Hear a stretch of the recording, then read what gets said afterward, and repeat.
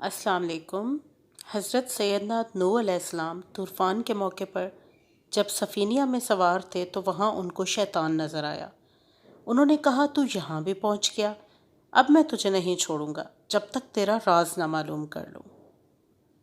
اس کو حضرت نوح علیہ السلام نے پکڑ لیا اور فرمایا کہ تیرا راز مجھ کو بتا، تو جو گمراہ کرتا ہے وہ کس راستے سے کرتا ہے؟ تو اس نے کہا کہ 5 باتیں ہیں، لیکن 5 میں سے میں آپ کو 3 بتاتا ہوں، 2 نہیں بتاتا۔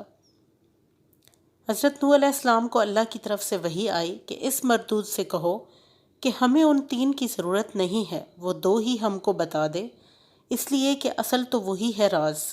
تو حضرت سید نوح علیہ السلام نے کہا کہ مجھے ان 3 حربوں کی ضرورت نہیں ہے، وہ 2 بتا دو۔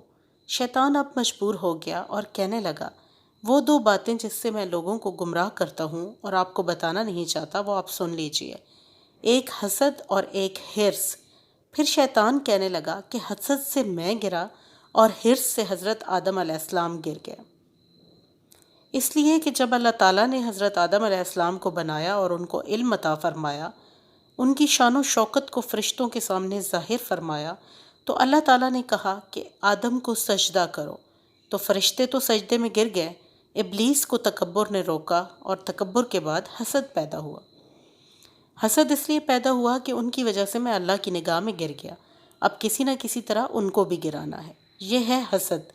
جب کسی کے پاس کوئی کمال دیکھے، جس کے پاس حسن و جمال دیکھے، جب کسی کا عطا و نوال دیکھے، جب کسی کے اندر بڑائی دیکھے، جب کسی کے اندر علم دیکھے، جب کسی کے اندر مال و دولت کی فراوانی دکھے، اس وقت دل کے اندر یہ خواہش کا ہونا کہ اس سے ساری چیزیں چھن جائیں، چاہے مجھے ملیں کہ نہ ملیں، اس کے پاس بھی نہ رہیں۔ یہ ہے حسد کی بیماری۔